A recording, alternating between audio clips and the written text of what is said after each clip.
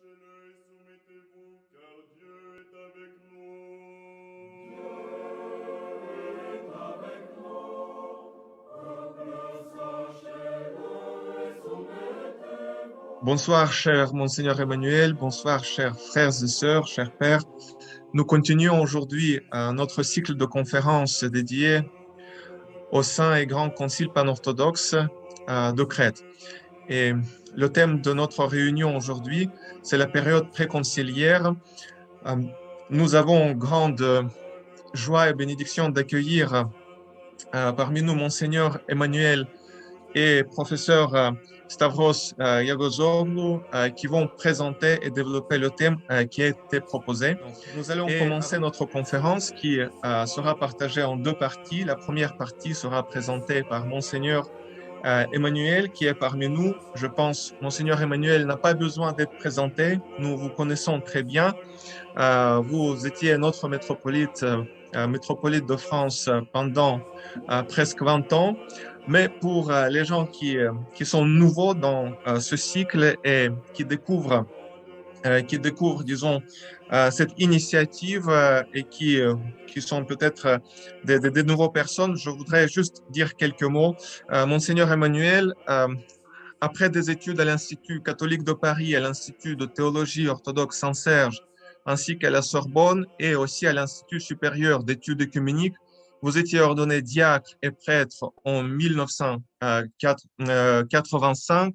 En 2003, vous étiez élu métropolite de France et en 2021, métropolite de Chalcédoine. Depuis 2003, il vous a été confié aussi la représentation du patriarcat œcuménique dans le dialogue théologique avec les églises orthodoxes orientales, mais aussi vous étiez représentant officiel de l'Église orthodoxe auprès de l'Union européenne. Vous avez pris responsabilité dans le dialogue académique bilatéral avec islam et judaïsme.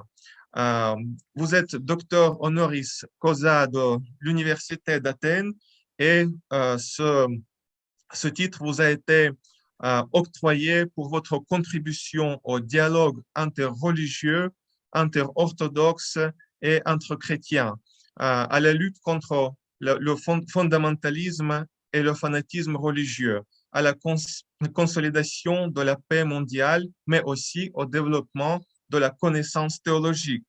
Vous étiez un des principaux moteurs de la période préparatoire du concile en Crète et vous étiez aussi membre actif lors du déroulement de ce concile.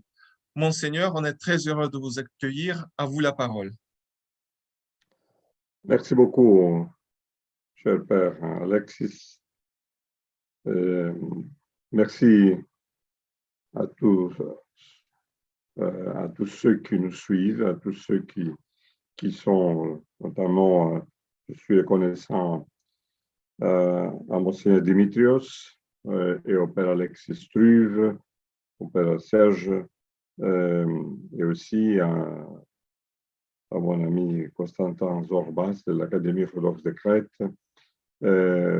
pour cette possibilité d'ouvrir donc cette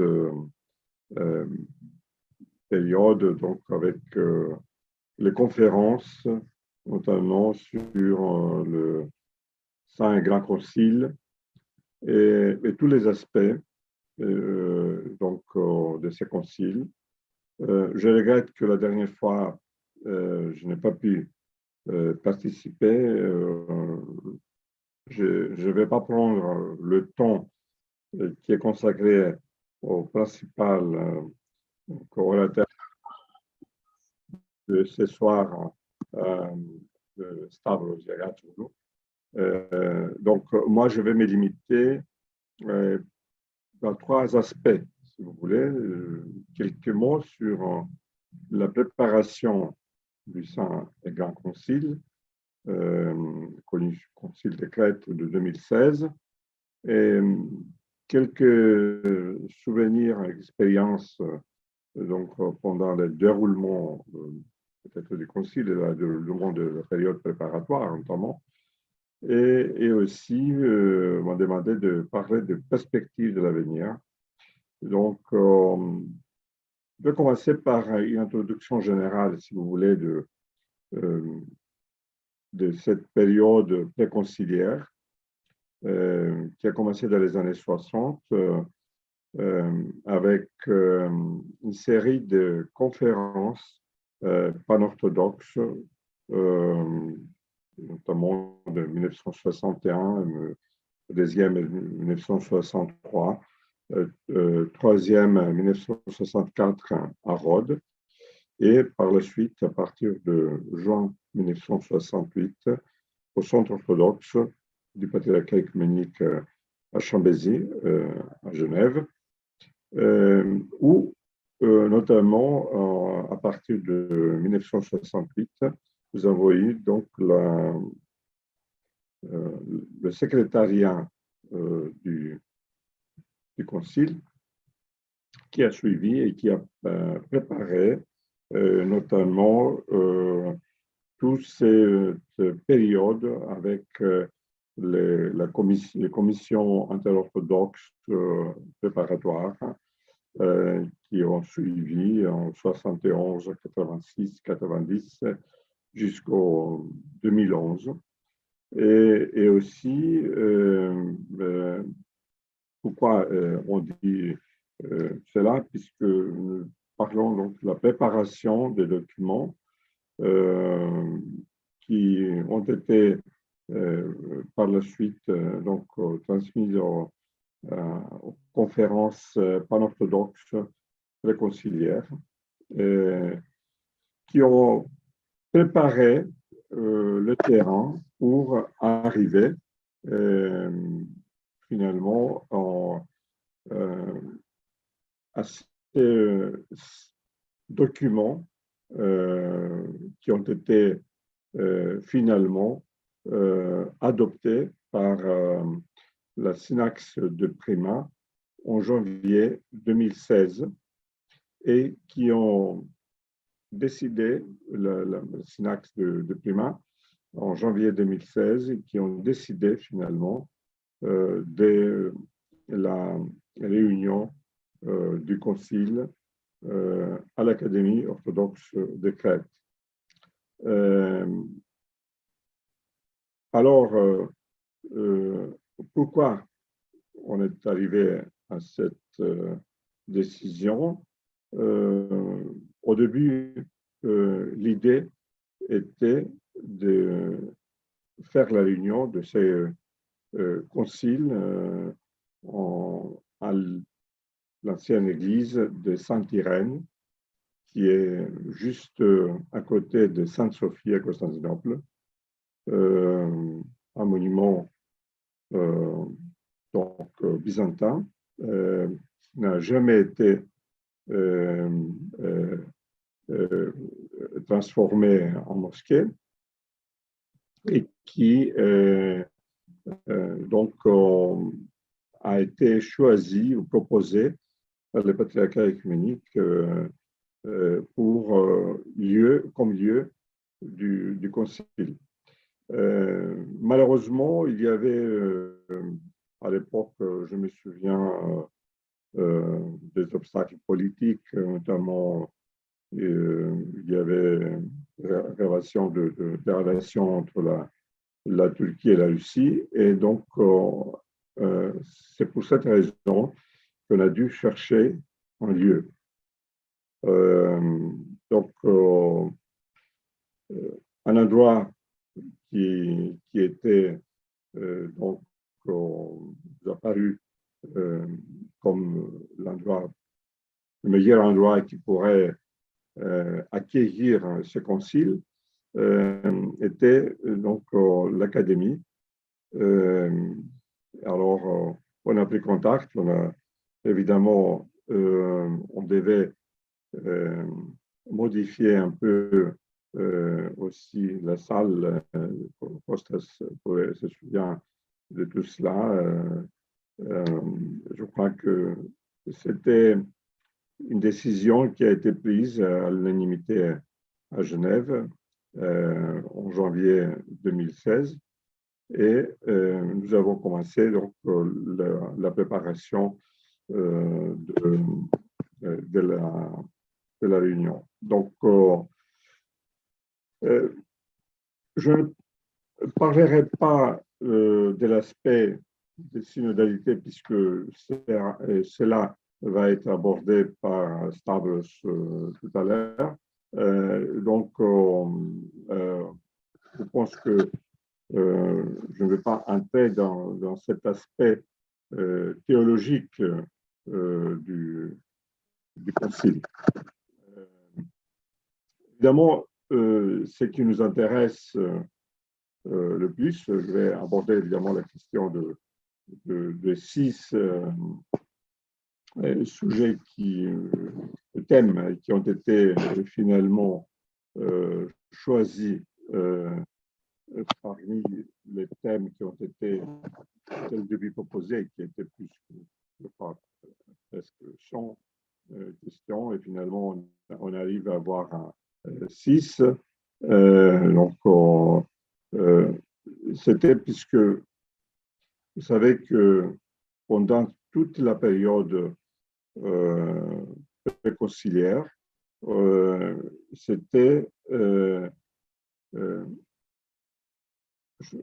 proposé d'avoir donc le consensus. Donc, il fallait que tout le monde soit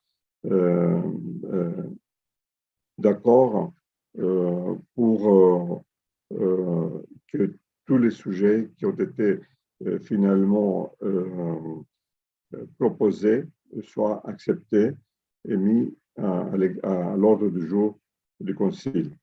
Et les 6 sujets, c'était la mission de l'Église orthodoxe dans le monde contemporain, les relations de l'Église orthodoxe avec le reste du monde chrétien, donc les relations œcuméniques, si vous voulez. Troisièmement, l'importance du jeûne et son observance aujourd'hui, l'autonomie et la manière de la proclamer. Si une question qui nous intéresse, notamment ceux qui vivent dans la diaspora, c'est la question de la diaspora orthodoxe. Et 6e donc, question, c'était le sacrement du mariage et ses empêchements. Il y avait aussi la question au début, c'était aussi la question de l'autocéphalie qui n'a pas été, bien que nous avons travaillé beaucoup dans le déroulement de la période préconciliaire, cette question, finalement, on ne s'est pas mis d'accord sur la question de la signature, et comme ça, on n'a pas pu donc aborder la question du contenu même de Tomos. Alors, cette question, finalement, n'a pas été abordée et n'a pas été mise à l'ordre du jour. Aussi, c'était également une autre question qui était notamment proposée par le patriarcat de Géorgie, moi je me souviens, qui était donc la question des diptyques, de l'ordre de préséance des églises. Et finalement, cette question n'a pas pu non plus avoir l'unanimité, donc on n'a pas pu l'ajouter à l'ordre du jour. Comme une autre question, je vous donne quelques exemples évidemment, c'était la question de la date du Pâques, donc, qui a fait l'objet quand même d'une étude aussi, et d'une réunion spéciale, mais malheureusement, il n'y avait pas donc l'unanimité et cela n'a pas pu donc être finalement comme une question et comme un document qui a été présenté à la fin au sein Grand Concile. Donc, vous voyez que cette période préconciliaire a connu évidemment une longue période, presque dans 50 ans, dans demi-siècle, de travail intense, qui a été donc une période qui a connu aussi des troubles pendant la période difficile, notamment pour les églises qui étaient dans les pays de l'Est. Et donc, il faut reconnaître que pour ces églises, notamment, je crois que c'était une période assez difficile pour participer dans ce processus réconciliaire. Et je crois que c'était la raison pour laquelle il y avait une longue période de préparation. Ce que beaucoup se demandent, pourquoi ça a pris un demi-siècle, cette préparation. Mais certainement, si on voit les difficultés que l'Église orthodoxe a traversées, il faut reconnaître qu'il y a une période où ces contacts n'ont pas été très faciles. Je pense que ce qui est le plus important, c'est de montrer que finalement, jusqu'à presque au mois de juin de 2016, les églises orthodoxes autocéphales ont pu travailler ensemble. Et ceci a été un bon exemple de collaboration fraternelle. Je me souviens que, comme on avait décidé de le faire, d'informer nos fidèles, puisque ce n'était pas la question uniquement de garder ces discussions comme des secrets parmi nous qui participions dans ce processus préconciliaire. En dehors des réunions qui ont été faites, et des réunions du secrétariat qui devait se réunir quelquefois pour décider sur les questions pratiques, moi j'étais, par exemple, au mois de mars 2016 à Moscou pour informer des évêques russes, mais je me souviens qu'il y avait presque une dizaine qui sont venus à Moscou pour écouter cette conférence sur ce travail préconciliaire. Je vous dis qu'un exemple, évidemment, il y avait beaucoup plus d'échanges, mais pour vous dire que finalement, il y avait une bonne entente malgré les difficultés qu'on avait pendant les réunions. Je crois que c'était nécessaire, ce travail, ce processus et cet échange. Il y avait tout d'abord l'acceptation de tous les textes quand les primats de l'Église orthodoxe qui se sont réunis au Centre orthodoxe du patriarcat œcuménique en janvier 2016 ont accepté de procéder à la convocation du concile.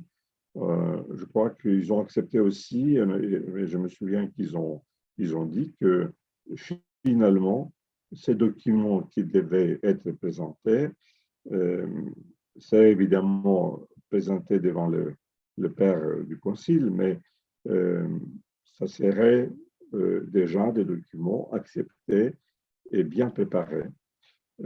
Donc, la question que après certaines églises ont dit que voilà, on n'acceptait pas le concile, on n'acceptait pas les documents puisqu'on doit les étudier.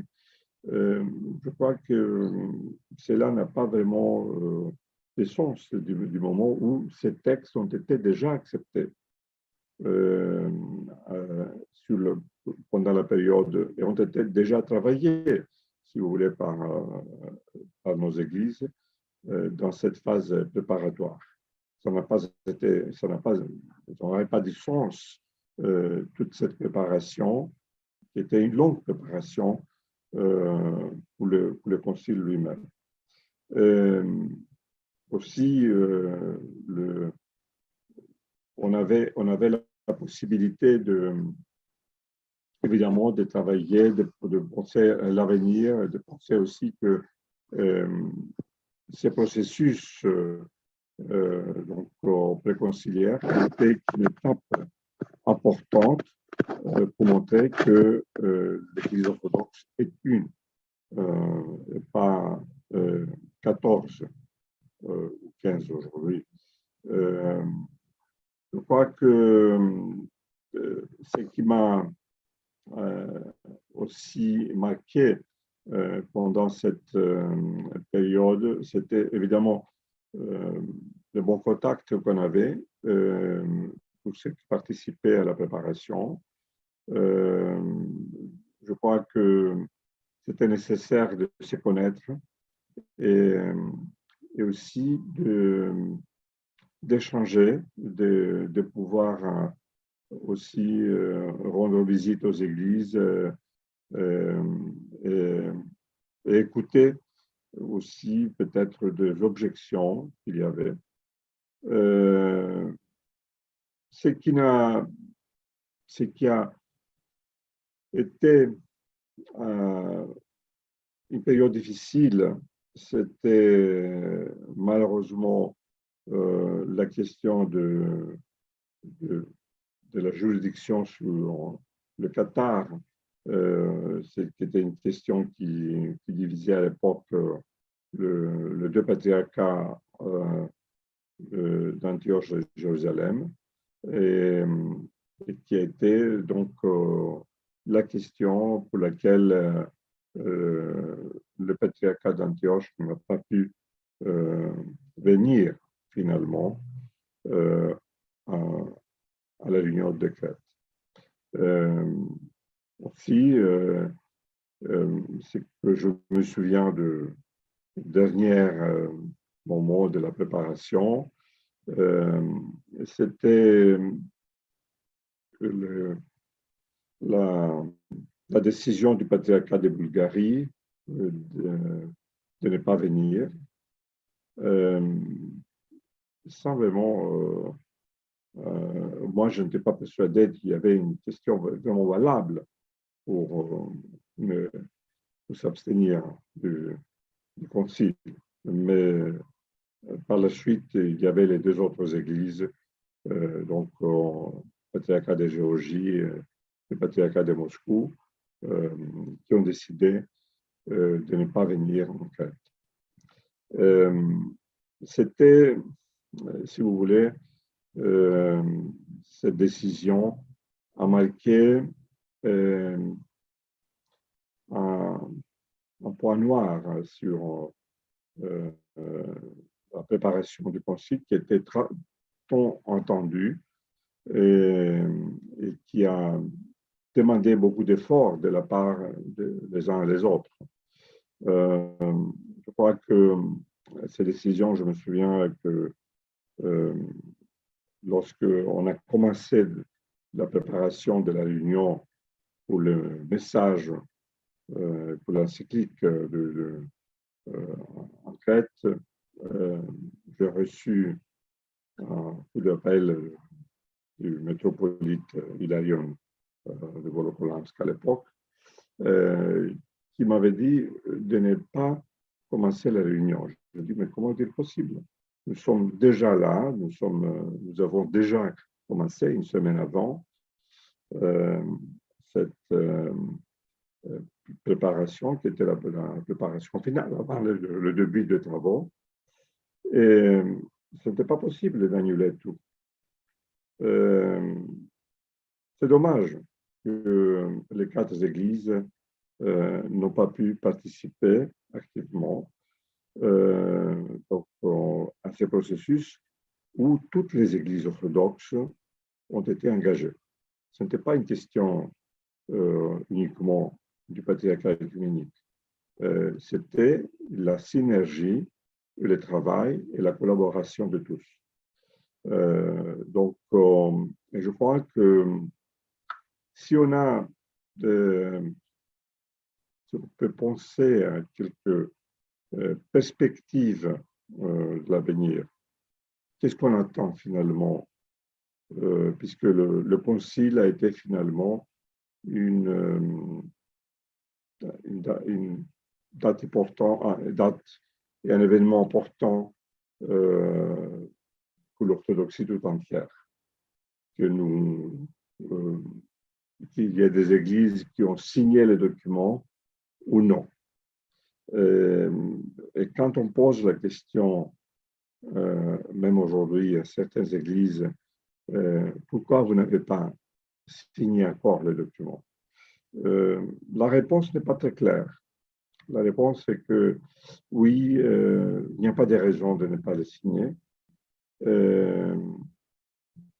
Nous allons les étudier de nouveau le document. Je crois qu'il faut laisser un peu du temps encore, puisque ça demande d'être un peu du temps pour que cette question des documents qui sont des documents importants de notre foi, qui présentent aussi le contenu de notre théologie actuelle, puisque les questions qui sont là, des relations avec les autres églises, par exemple, qui sont nécessaires aujourd'hui plus que jamais. Aussi la mission de l'Église orthodoxe dans le monde d'aujourd'hui. Quel est le sens de cette Église dans le monde aujourd'hui? Et comment notre foi orthodoxe et notre parole orthodoxe peut avoir un sens aujourd'hui? Aussi, comme je l'ai dit tout à l'heure, la question de la diaspora orthodoxe, l'organisation, nous avons en France l'AEOF qui est un bon exemple puisque c'est là où est née justement cette idée de l'Assemblée des évêques orthodoxes, nous donne une base pour continuer à montrer que même dans la diaspora orthodoxe, dans les pays de la diaspora, on peut espérer d'avoir une seule voix en tant qu'orthodoxe. Et c'est tout à fait important de montrer que l'orthodoxie est vivante, et que l'orthodoxie a un avenir, aussi bien en Europe occidentale, en Amérique, en Australie, en Afrique et dans le monde entier. Voilà, je ne vais pas abuser de votre temps ni de prendre le temps qui est à Stavros pour parler de la conciliarité, mais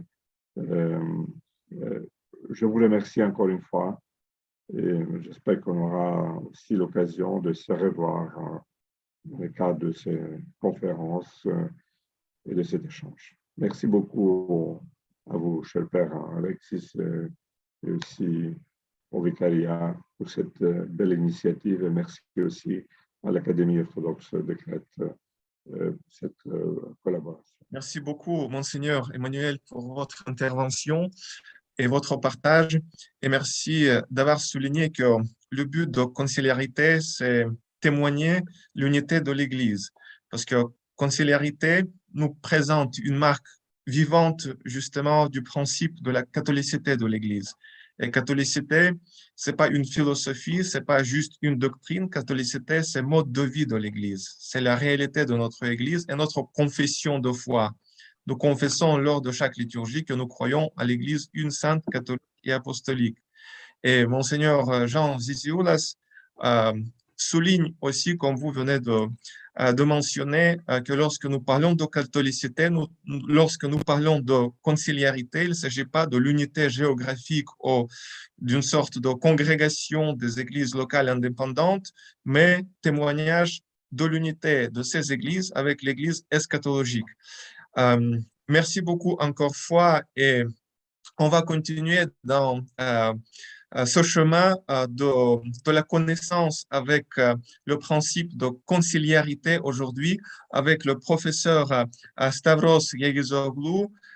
Cher professeur, soyez bienvenus. Vous avez fait vos études de la théologie dans plusieurs universités prestigieuses, à Athènes et en Suisse, notamment à l'Institut œcuménique de Bossé et l'Université de Fribourg. Vous êtes docteur en théologie systématique et professeur de la théologie dogmatique à l'Université d'Athènes.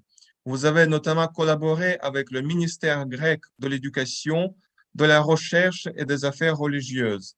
Vous êtes l'auteur de nombreux articles, les plus récents portant sur la théologie trinitaire du père Boris Borhenskoy, sur le cardinal Yves Congar, ou encore sur le péché, la liberté et le libre arbitre, mais aussi vous êtes l'auteur du livre Crise de la synodalité, la tendance bureaucratique de l'ecclésiologie et le problème de la représentation et de la communion réelle dans l'Église aujourd'hui. Cher professeur, à vous la parole. Je vous remercie tout d'abord pour cette invitation d'être parmi vous ce soir dans un processus de discussion et surtout de la réception de ces conciles très importants de l'orthodoxie moderne, parce qu'il s'agit d'une expression de l'orthodoxie moderne, dont je remercie spécifiquement l'Académie orthodoxe de Crète, mon cher ami Costas, et vous, Père Alexis, de la part du vicariat de la métropole du patriarcat œcuménique en France. Donc, je vais vous présenter quelques propos sur la synodalité et ce que je vais dire sera pas seulement une analyse théologique, mais aussi une critique et une autocritique, si vous voulez, de ce que nous devons faire aujourd'hui avec notre tradition synodale. Donc, tout d'abord, je dois dire que la synodalité est une expression, est un fruit, un produit de l'unité de l'Église. Voilà, la synodalité existe à cause ou comme une expression de l'unité de l'Église. Et l'unité de l'Église n'est pas quelque chose de donné, et de donné en soi, quelque chose qui peut être imposé comme une réalité objective. Donc, elle est toujours le produit, le fruit, le résultat d'un processus de vie d'une communauté qui connaît et vit la vérité de l'Église, qui est une personne, Jésus-Christ, et cette communauté est une communauté eucharistique tout d'abord. Alors, c'est l'expression de la vie communautaire eucharistique de l'Église. Dans cet aspect communautaire et ecclésial très fort, toute opinion, toute place subjective ou individuelle s'unit avec ces rapports communautaires de l'Église. Alors, qui est celui qui peut exprimer cette unité? Dans notre tradition, c'est l'évêque. L'évêque, il est la tête de la communauté, il est la bouche de la communauté. Il n'est pas le chef autoritaire dans un système pyramidal, mais il est celui qui peut unifier son ministère et d'exprimer toujours et de montrer et de créer cet espace d'unité de la communauté, de sa communauté, de son église locale. Et alors, les conciles qui s'est produit de l'expérience de l'Église ancienne en tant que communion des églises locales, alors c'est l'évêque qui représente cette unité et en tant que représentant de son église locale, il participe au synode. Donc, dans un synode, ce n'est pas la participation des individus, des évêques en tant qu'individus, mais en tant que représentants des communautés. Voilà. Ça, il faut le souligner, mais de l'autre côté, il faut faire de remarques critiques parce que parfois, on voit que nos évêques y participent au synode comme des individus isolés, comme des princes de l'Église. Où est la communauté? Elle est perdue, elle est cassée, elle ne se voit plus. Alors, le synode, ce n'est pas une institution qui est au-dessus de l'Église, mais c'est l'expression de l'Église. Et alors, c'est pour ça que dans notre tradition, il y avait un processus vers le synode, et après le synode, il y avait un processus de la réception, de la ré-réception de ce que le synode a formulé. Parce que ces formules, si vous voulez, et nous pensons maintenant les dogmes trinitaires ou christologiques, c'est un processus par de l'expérience ecclésiale. Il faut dire que pour faire le premier concile écuménique, ils ont ramassé toutes les formules qui étaient en usage pendant la tradition locale de l'Eucharistie pour travailler et formuler en unanimité une certaine conception de la foi en Dieu trinitaire. Donc, vous voyez que toutes les églises apportaient quelque chose. Et finalement, après, tous nous sommes appelés, et nous faisons ça exactement à ce moment-là, il y a le processus de la réception. Donc, nous sommes des communautés ouvertes qui discutent, qui pensent, qui essayent de comprendre, qui essayent de trouver le message, exprimer et réexprimer ce message dans la vie quotidienne, etc., etc. Donc, maintenant, nous sommes dans ce processus de penser que le synode est la voix unanime des églises locales. Ce n'est pas une église abstraite, mais l'orthodoxie, grâce à Dieu, notre tradition, malgré les problèmes et les grands problèmes, ce n'est pas une église pyramidale. Elle est constituée par des églises bien concrètes, des églises locales. Et donc, vous savez, vous avez entendu tous qu'il y a un canon, le fameux canon apostolique 34, qui montre que la fonction du synode est quelque chose qui se réfère à Dieu en tant que communion. Dieu, notre Dieu, en trois personnes, et la pleine et ultime communion. Et ça, c'est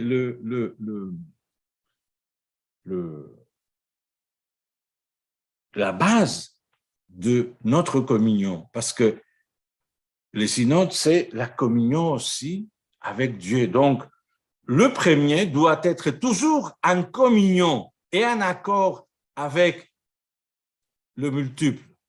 Le premier, l'archevêque, si vous voulez, rien ne peut faire sans l'unanimité des autres évêques. Et les autres évêques ne peuvent rien faire sans lui. Donc voilà, ce n'est pas un équilibre diplomatique, mais c'est plutôt l'expression de la plénitude de l'unité. Voilà. Mais pour cette plénitude, il faut lutter. Ce n'est pas quelque chose de bien donné. Il doit travailler toujours pour cette réciprocité, cette unanimité qui est toujours en jeu. Alors, de nos jours, il est vrai que parfois,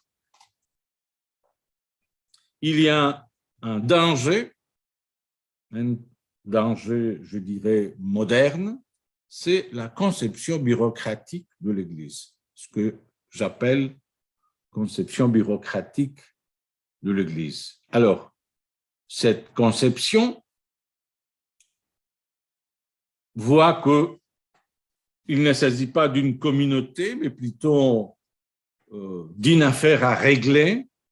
Et donc, qu'est-ce que c'est qu'un synode? Voilà, un synode, c'est quelque chose qu'on peut le préparer de façon, je dirais, un peu abstraite, de former des comités, des gens qui sont spécialistes, et voilà, ils vont travailler, ils vont préparer des textes, etc. Où est la communauté ecclésiale? Où est la communauté des églises locales?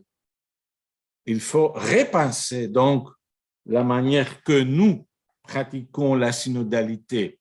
Parce que si la synodalité n'existe pas au niveau de la paroisse, au niveau du diocèse, elle ne peut pas exister au niveau d'une église locale et au niveau des églises locales entre elles. Donc, pour ne pas voir une autorité, une imposition, il faut participer à ces processus. Voilà, il y a un manque, il y a un vide, et il faut travailler dans ces processus de renforcer notre participation, même que nous vivons dans une société où la participation qu'on a bien connue dans l'histoire n'est pas si facile.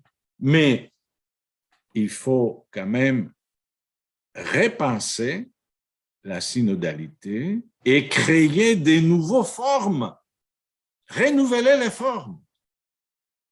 Il n'y a pas une certaine forme qui existe. Nous pouvons trouver de nouvelles formes.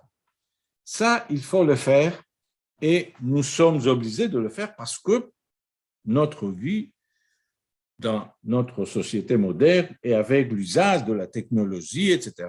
Donc, d'ailleurs, ce que nous faisons ce soir montre que, voilà, on peut accepter de nouvelles formes de communion, de participation, des préoccupations dans notre problématique ecclésiologique. Et vous savez bien que, et à Paris, vous savez très bien qu'il était autrefois le centre d'un renouveau de l'ecclésiologie orthodoxe, ce qu'on appelle ecclésiologie eucharistique, a été reformulé à Paris par l'école parisienne de théologie. Je parle notamment au père Afanassiev, mais surtout avec la collaboration et l'aide et les propos d'autres théologiens. Et père Alexis a bien noté l'apport remarquable de la théologie orthodoxe moderne du monseigneur Sanzizoulas, qui a donné toute sa vie pour montrer l'aspect eucharistique et communautaire de l'Église et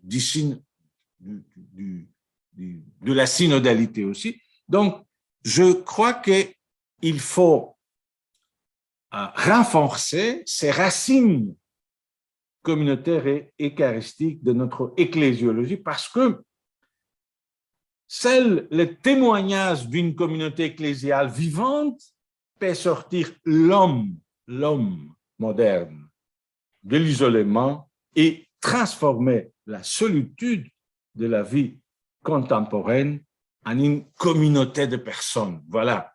Ce n'est pas seulement un aspect de la tradition, mais aussi comment on aide l'homme d'aujourd'hui avec ces grands problèmes. Alors, il faut dépasser cette crise de synodalité qui est crise de participation de tous et surtout des laïcs dans des procédures, je dirais, conciliaires, pré-conciliaires ou post-conciliaires.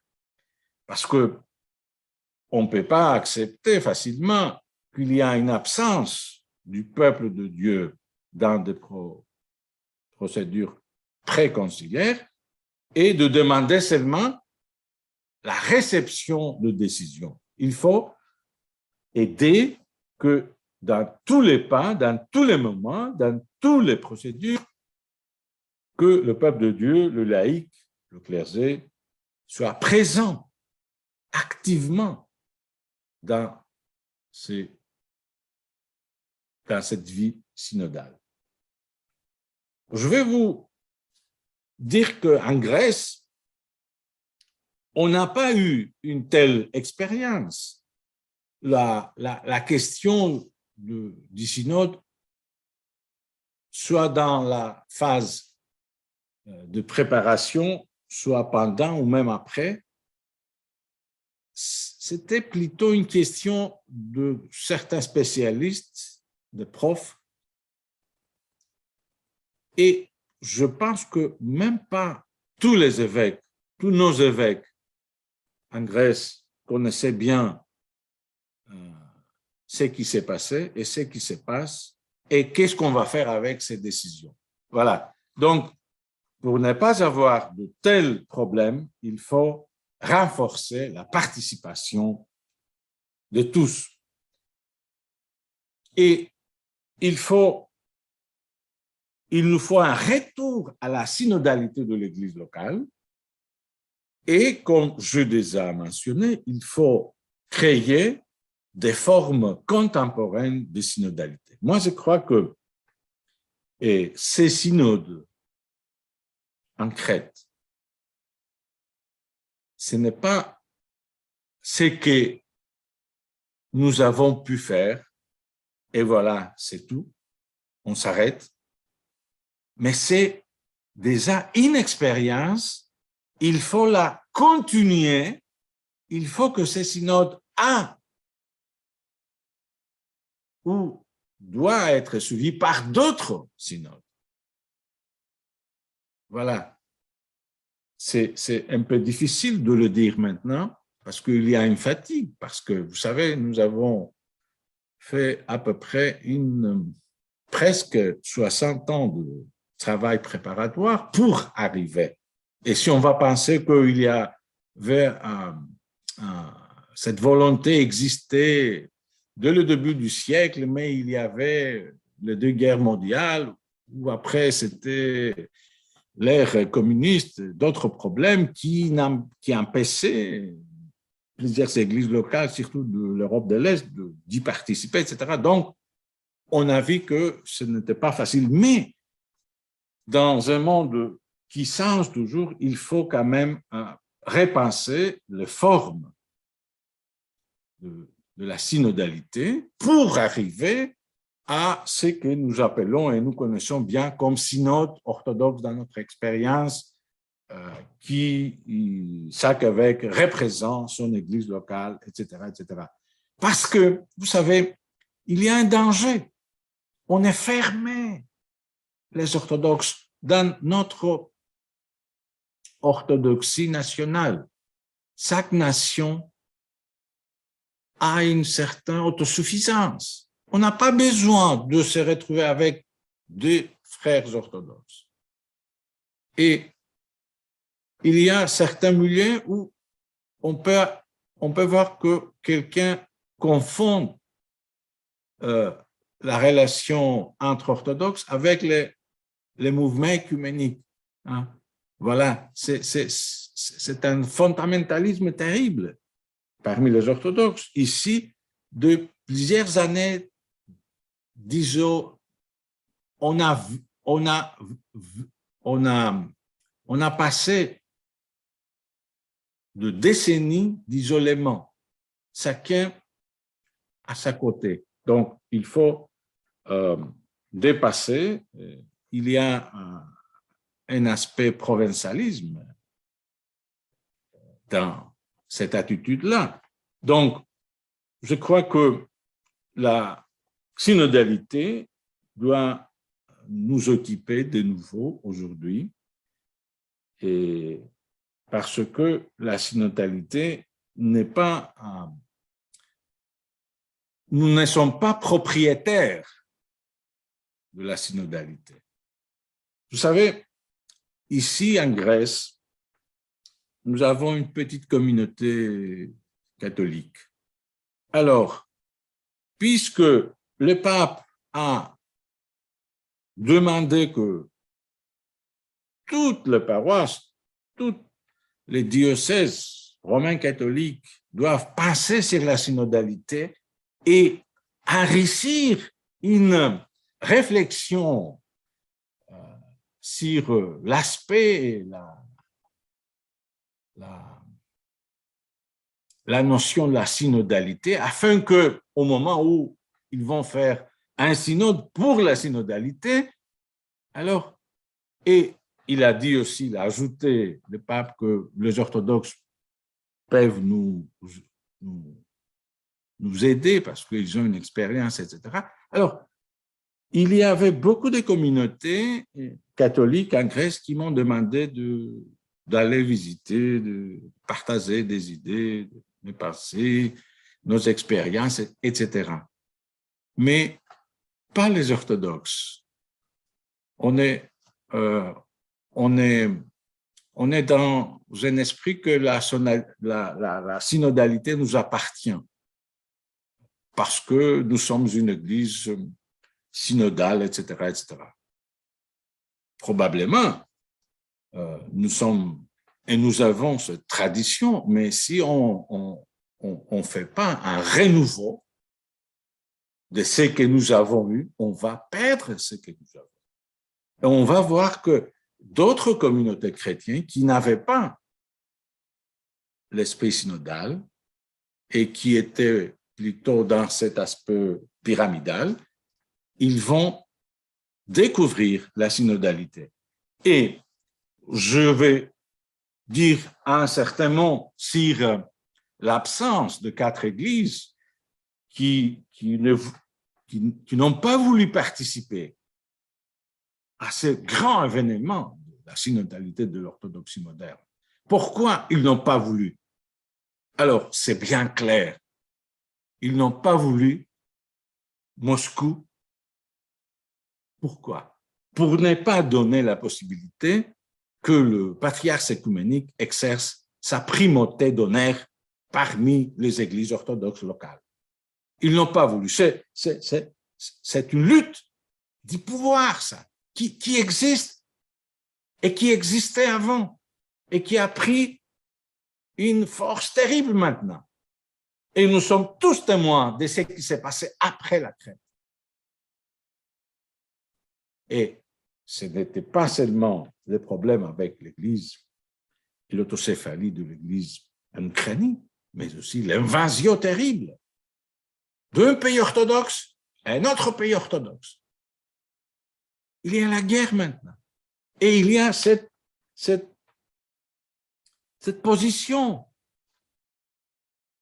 de l'Église orthodoxe officielle à Moscou et de cette dernière déclaration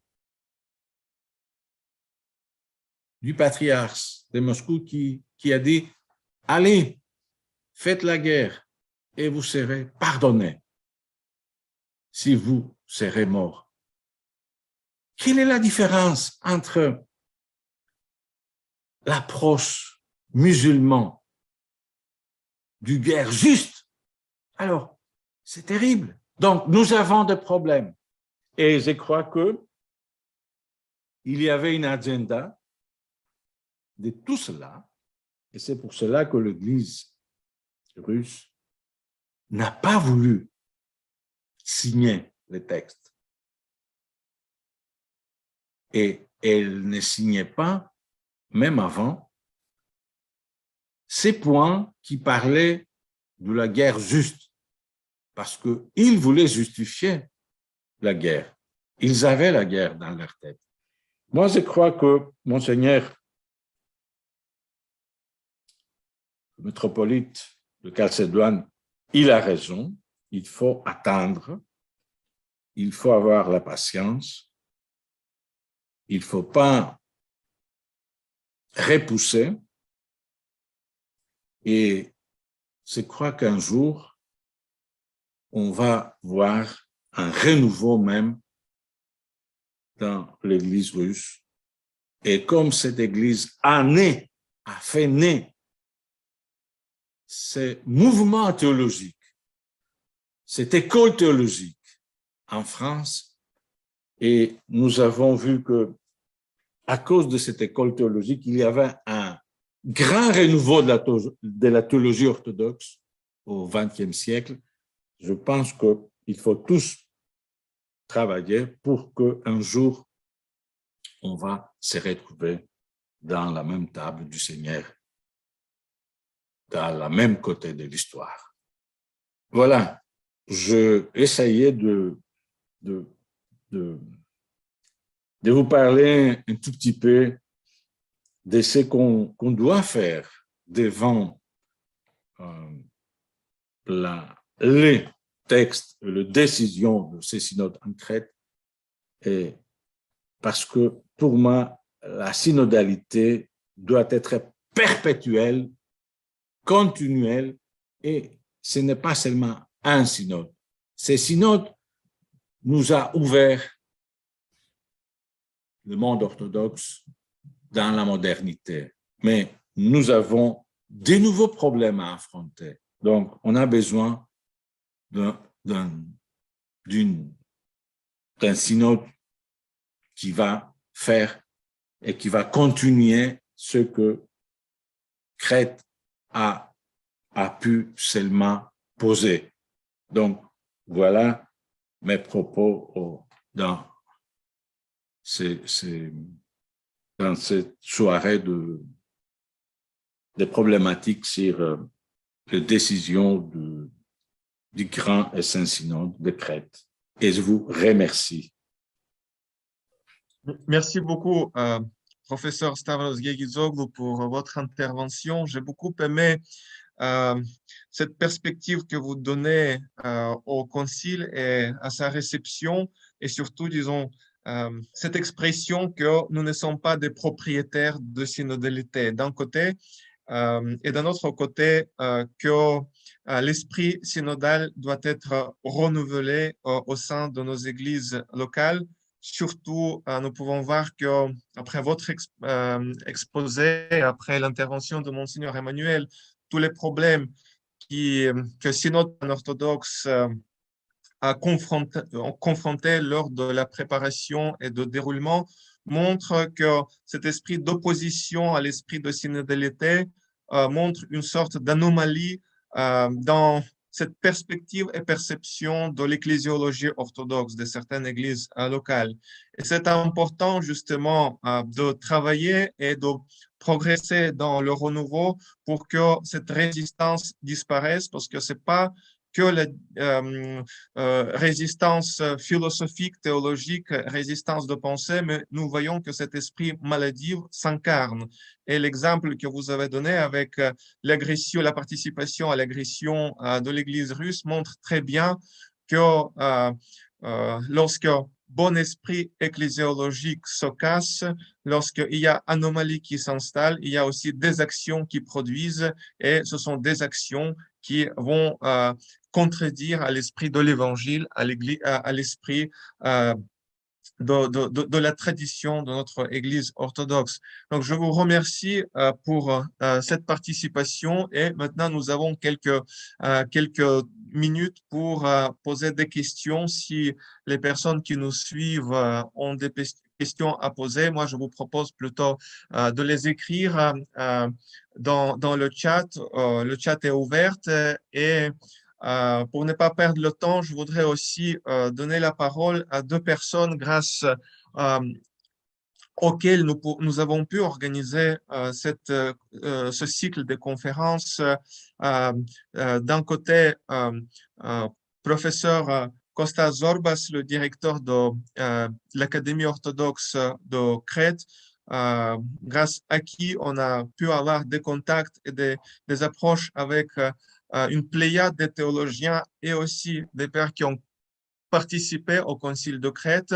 Et d'un autre côté, je voudrais aussi que Père Alexis Struve, le vicaire du vicariat de Saint-Marie et de Saint-Alexis d'Ugine, intervienne avec son témoignage, parce que c'est aussi grâce au vicariat et à l'équipe de vicariat que nous pouvons continuer et réaliser tous ces projets. Donc, Kostas, s'il vous plaît, à vous. Oui, merci beaucoup, Père Alexis. C'était vraiment un grand joie aujourd'hui d'avoir parmi nous le Monseigneur de Chalcédoine Emmanuel et aussi le professeur Stavros Giagazoglou. Vraiment, il nous a donné pas mal de points sur la préparation, mais après le concile, sur la question de la synodalité et la question de l'unité. Moi, malheureusement, je m'inquiète beaucoup parce que finalement, après le concile, nous sommes devenus plus nationalistes qu'avant. Je ne sais pas comment il faut analyser ça, mais on voit partout cette anomalie, comme vous l'avez dit, sur l'organisation et sur la coopération entre les églises. Il y a une question qui passe partout après le concile. Je me demandais, le professeur Giagazoglou, finalement, quelle définition on donne pour cette concile de Crète? C'était un concile? C'était une réunion des églises? C'était une réunion panorthodoxe? Est-ce que dans l'histoire des conciles, nous avons des exemples pour nous expliquer un petit peu qu'est-ce que c'était? Parce que on dit parmi les 14 églises autocéphales, il n'y avait pas les 4. Mais dans le passé, il y avait une présence 100% de toutes les églises. Comment nous pouvons répondre à cette question? La deuxième question, toujours au professeur Giagazoglou, c'est la question de la réception, mais aussi la question des textes. C'était une grande joie pour moi de travailler avec le professeur, surtout sur la préparation des cours de théologie pour les écoles primaires et secondaires. Est-ce que vous pensez que les textes, monsieur le professeur, dans les écoles puissent donner quelques idées nouvelles, si vous voulez, pour l'avenir, pas seulement des religions, mais pour l'avenir de l'éducation, si vous voulez, en général? Est-ce qu'il y a quelque chose de nouveau dans les textes que nous avons dans notre main?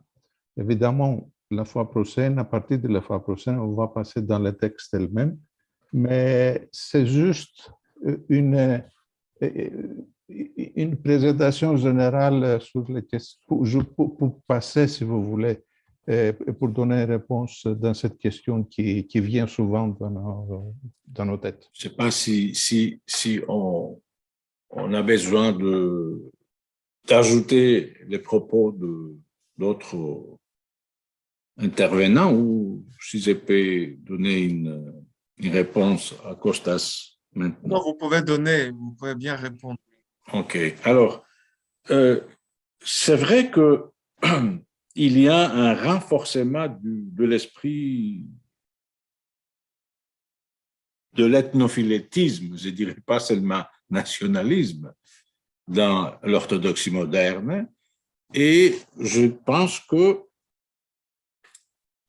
ça a à faire avec nos mentalités qui n'étaient pas si et profondément touché par les besoins de l'unité panorthodoxe parce qu'on a été habitué à vivre en tant que nation, en tant que tradition nationale cloche l'une par rapport à l'autre.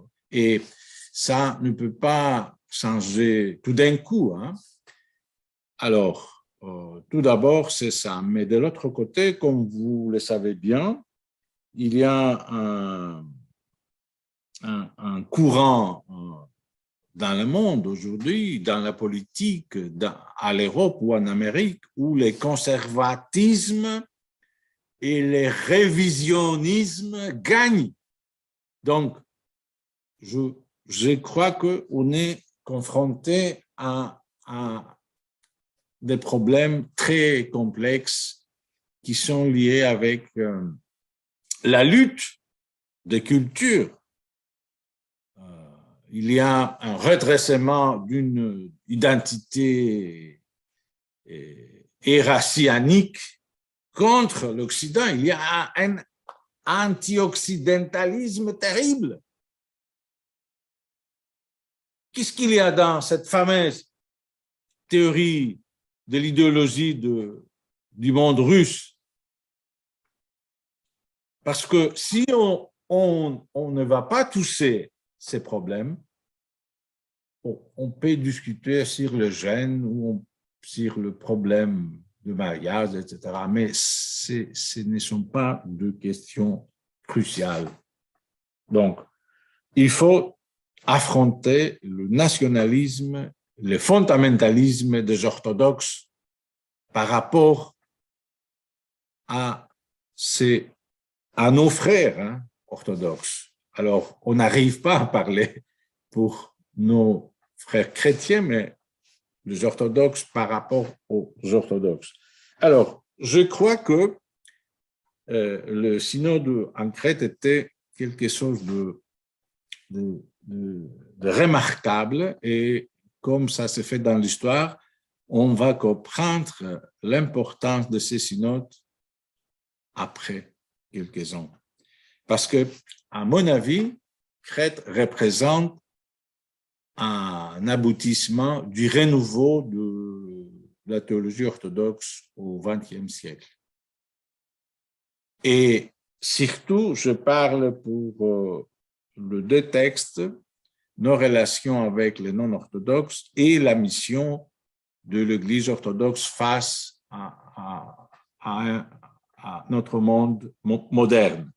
Alors, je crois que là-dedans, il y a un travail énorme qui a été fait dans de réunions préconciliaires panorthodoxes et il y a l'apport de théologiens et de nos églises.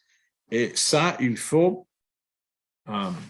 repenser, il faut faire ce travail de réception et de discussion. Et c'est justement très important ce que vous avez mentionné, comment on doit et on peut faire avec ces textes.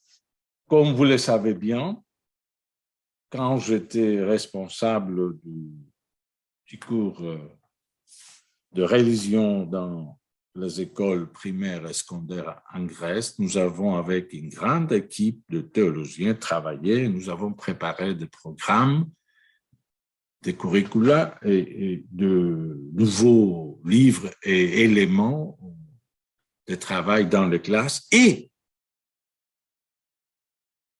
on a inséré dans ces livres beaucoup de textes du synode en Crète, même des photos, même des propos, des rapports et de textes. Et on a fait ça aussi, pour la première fois, on a parlé de grands personnages théologiques et ecclésiales du XXe siècle. Alors, comme vous savez bien, ces renouveaux a des problèmes maintenant parce que nous voyons une tension de ne pas être ouvert et de discuter et dans une orthodoxie dans le monde, mais plutôt il faut faire une petite catéchèse dans nos écoles et rien du tout. Mais je crois que c'est quelque chose qui va se passer. Il faut veiller et il faut travailler et je crois qu'on a besoin de cette ouverture et on va le faire. Et Crète est cette ouverture pour moi. Et c'est pour cela que je dis, il faut répéter Crète, mais il faut renouveler l'agenda. Et pour faire ça, il ne faut pas seulement avoir des spécialistes, des experts, mais il faut qu'on le fasse ecclésiologiquement. C'est-à-dire, il faut travailler dans nos paroisses, dans nos diocèses, et il faut être plus représentatif dans nos actions synodales.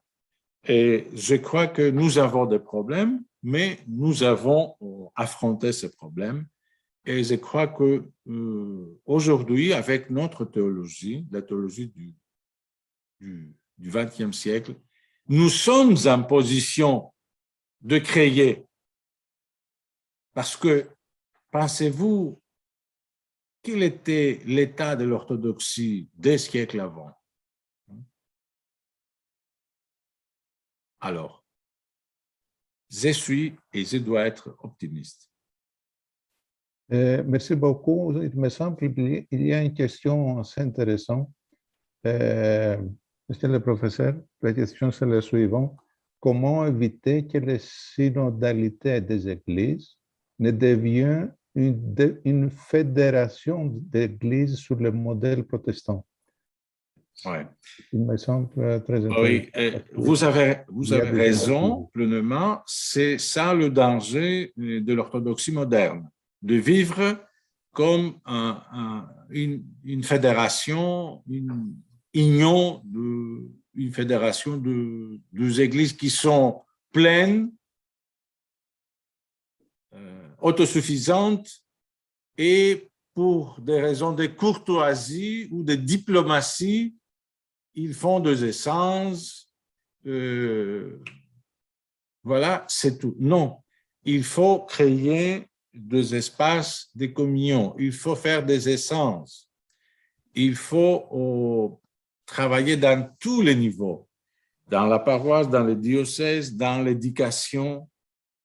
On accepte à Athènes et à Thessalonique, dans nos facultés de théologie, beaucoup d'étudiants qui viennent de tous les pays orthodoxes. Alors, il faut travailler avec ces éléments, parce que ce n'est pas question d'apprendre le grec et voilà, c'est fini. Ou il n'est pas question d'apprendre le français et c'est fini. Donc, il faut partout créer des espaces interorthodoxes. Vraiment, vraiment. Vous faites ça avec succès dans votre académie orthodoxe en Crète. On essaye de le faire. On a essayé de le faire dans notre éducation scolaire. On le fait dans nos facultés, mais il faut quand même continuer. Et les églises aussi. Hein. Vous savez bien que en Grèce, l'Église orthodoxe en Grèce donne beaucoup de bourses à des étrangers qui viennent étudier la théologie ici. Et ils sont boursiers par l'Église. Donc, on fait des choses, mais on doit quand même faire des efforts pour que tout cela n'est pas dispersé et perdu. C'est pour cela que je crois que le patriarcat œcuménique a un rôle de coordonner les églises locales. Donc, le défi est contre la fédération de type protestant, un centre de coordination de l'unité. Et dans l'orthodoxie moderne, je crois que le patriarcat œcuménique sait bien et joue bien ses rôles. Et il va le faire. Merci beaucoup, professeur, pour vos réponses. Donc, bien évidemment, si on organise ce cycle de conférences, c'est non pas parce que voilà, il faut organiser des conférences et on le fait parce qu'on s'intéresse de tout ce qui s'est passé au moment du concile. On s'intéresse au texte et au contenu du texte. On aimerait bien que ces textes, petit à petit, entrent aussi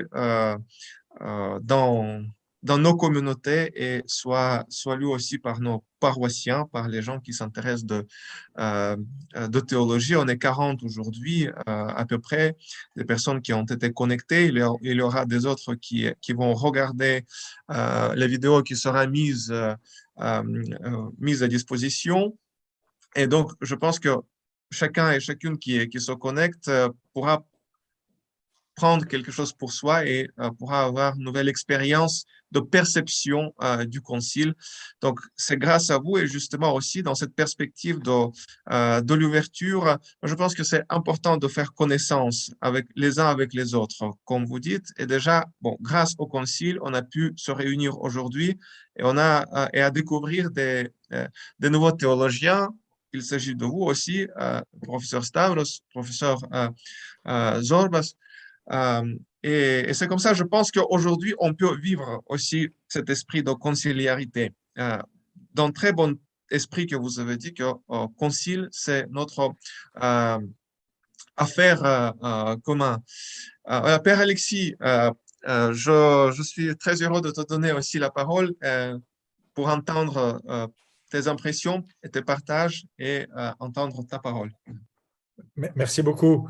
En fait, le concile de Crète a été probablement un grand moment, mais vous savez, j'ai eu la chance de pouvoir participer, c'était en 1986, à la 3e conférence préconciliaire.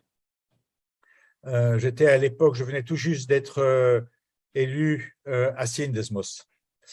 Et ça a été pour moi une expérience impressionnante, parce que malgré toutes les difficultés qui existaient déjà à l'époque, malgré toutes les contradictions, les limitations politiques, j'ai pu assister à une rencontre d'hommes et je sentais qu'ils étaient heureux d'abord de se retrouver et qu'ils étaient heureux de prendre part à cette aventure.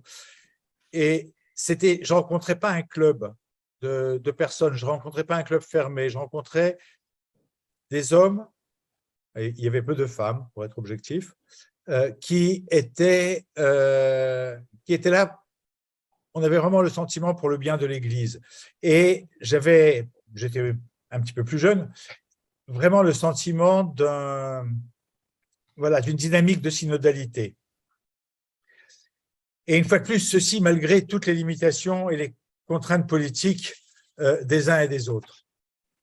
Et je me demande à un moment si quelque part ce processus de préparation n'a pas été presque plus important que le concile lui-même.